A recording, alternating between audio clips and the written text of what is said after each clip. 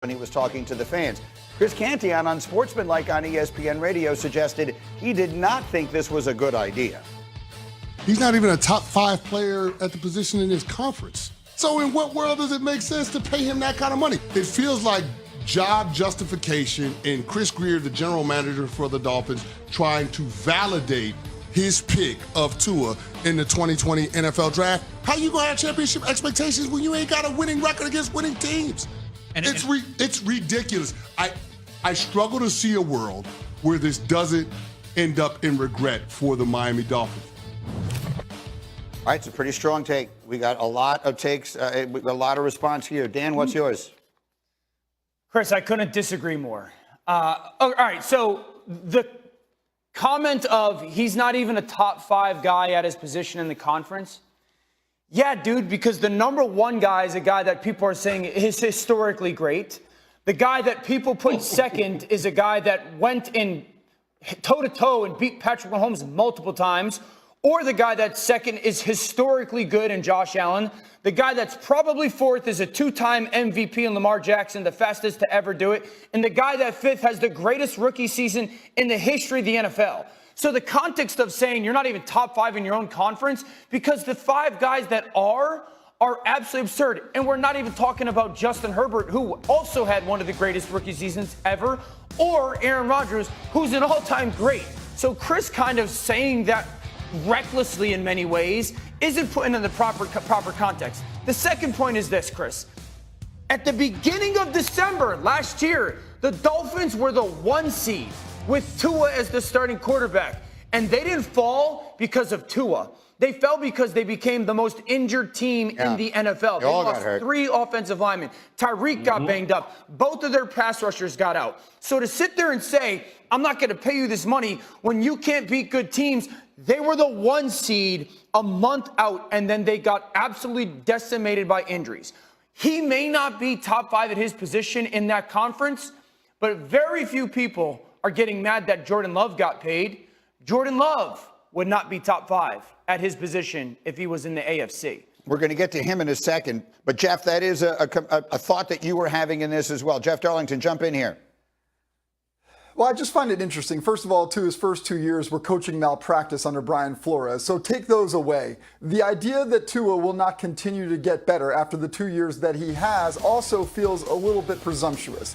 When we compare this to Jordan Love, I don't understand why the same energy doesn't exist for a player, by the way, who has done so much less than Tua Tagovailoa at this point in his career. If you really look at it right now, we're talking about a player in Love who was drafted 21 spots after Tua. He has thrown 976 passes fewer than Tua and 7,874 yards fewer. He has played in 26 fewer games and has a lower passer rating, yet we are completely okay making Jordan Love the highest paid quarterback, certainly over Tua. Now, this is not intended to be hate about Jordan Love, but the philosophy that we're breeding here is that it is better to sit out and show glimpses of greatness than it is to go out there and progressively get better. I don't know what Tua will become, but I certainly understand the idea of paying him as your franchise quarterback. Harry. So I would say this about Tua, and me personally, if I was in front office, I would have waited a year. Number one, I want to see, can Tua be healthy for another full season? He was able to do that last season. And then secondly, when I look at the 7 games that they had last year versus a team that made the playoffs, they were 1-6 in those matchups. And then you mentioned they were 9-3 in December. They also had a game on Monday Night Football versus the Tennessee Titans that if they would have won, they would have clinched that division. All they needed was one more win because it came down to the last game of the year versus the Buffalo Bills. Now, also in that same Monday Night Football game versus the Tennessee Titans, it was the young quarterback, Will Levis, that looked like the better quarterback in that matchup. And you can't ignore that. Also, when you look at the losses that the Dolphins had last season versus the Eagles, versus the Titans, versus the Bills once, the Chiefs, Tua had the ball in the 4th quarter to make something happen to either tie the ball game up or have the go-ahead touchdown to win that ball game. Tua failed in every last one of those ball games. So you can't ignore those things when it comes to the Miami Dolphins and not having the success that they wanted in 2023 season. Ashley, our producer, we're going to have to stay here. When Dan Harry, I love you. I called that game on Monday night. Yeah, Tyreek went out in that game. They lost their starting center in that game. I'm not going to debate with you that tip of the hat to the Tennessee Titans, and Will was fantastic that night. But that was the game that literally started this fall off for this football team when it comes to health. And this is the most frustrating part for me when we get into the conversation about quarterbacks in this. We say, well, he had the lead in the fourth quarter, and if you're not Patrick Mahomes, you suck. You know what I'm saying? Like we used to live in this world with Tom Brady. If you're not Tom Brady, you suck. And if you're not Patrick Mahomes, you suck. Maybe Tua's just really, really, really good, and he's not all-time great. That doesn't mean that you sit there as an organization, you say, okay, there's three kind of pods that you fall into when you're a quarterback when it comes to money. You either, hey, we'll pay this guy whatever we want. There's like 4 of them on the planet, okay?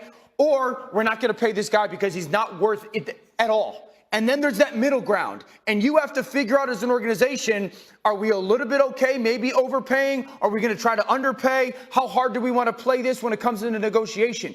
And most starters fall in that world. And if you're the Miami Dolphins, you sit there and go, 9 months ago, we were the 1 seed. And we did not become the 1 seed because the quarterback play fell off. We became a lesser football team because 6 starters got hurt for the rest of the year. Let me get Pop in on this conversation. D. Wood, where do you stand on all this? Listen, most of the time when we talk about contract negotiations, we always talk about, paying for it, giving the guy a contract for what they eventually will be.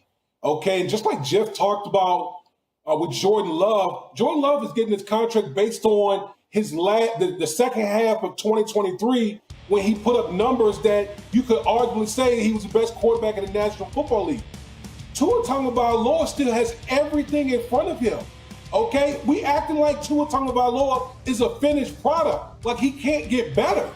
Like he's done, what Mike McDaniel has done with Tua has just been phenomenal. Tua Tagovailoa is one of our best quarterbacks that we have in the National Football League. He's still a young player who's only going to keep ascending. So I don't understand all the outrage while we talk about what Tua got this contract and Miami Dolphins are going to regret it, but we don't have the same energy for other quarterbacks. Like this young man is still not young and still has a whole runway ahead of him to get better as a quarterback. So here's the question that came up. All of this is it's exactly the right conversation to be having. And we talked about this on the radio show yesterday.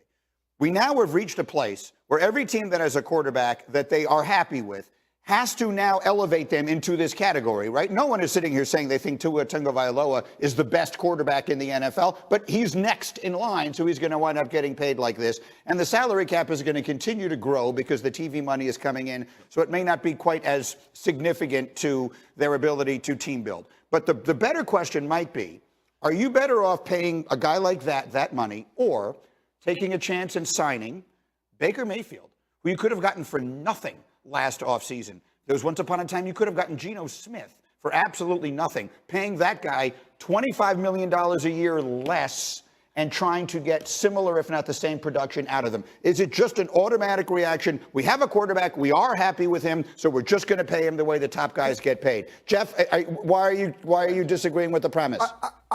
I think it's also important. We are all entitled to our opinions, and that we're making very clear. But Mike McDaniel went to the owner, Steve Ross, and said, this is my guy. This is the guy that I can win a championship with. So it's not as if the Dolphins are saying, well, we don't love him, but we have to pay him. They believe that they can win a championship with him, and that is something that will have to come out in the wash. And I've said this. You're not going to find 5 guys in the NFL that can run Miami's offense the way that Tua does. That doesn't mean that there's not guys that are more talented to run this offense the way that Mike McDaniel and the quarterback need to. Why? Give me a one-sentence explanation of what he does that fits this offense so well. No one has more pre-snap motion and timely shifting in motion than the Miami Dolphins. The quarterback has to be in control of all of that, when to do it and how to do it. Number 2, no one has to be able to throw the ball to guys while they're covered and open them up more than Tua. And then the third element is no one has to have such good ball handling when it comes to all the different action that they have more than Tua. That to make this offense go the way that it goes, you need a Steve Nash, Chris Paul type of point guard. And that's exactly what Tua is. And to Jeff's point, that's why Mike McDaniel's saying, no. That's the guy that we can win a ton of games with at quarterback. I have to leave it there in the interest of time. I'll come back to it, I promise. Everyone has a lot more to say, I know, but I'm running short on time here. We'll be more on that. We have also reminded we got a football game Thursday night, people. The Hall of Fame game, we got the Texans, we got the Bears. It's 8 o'clock Eastern on ESPN and ABC. And Deportes coverage will begin with a special edition of Monday Night Countdown at 7. Coming up, Dan, Aaron is mad. You're going to hear why, and then you're going to tell us why it's actually the best news his team could possibly get. Don't forget to subscribe.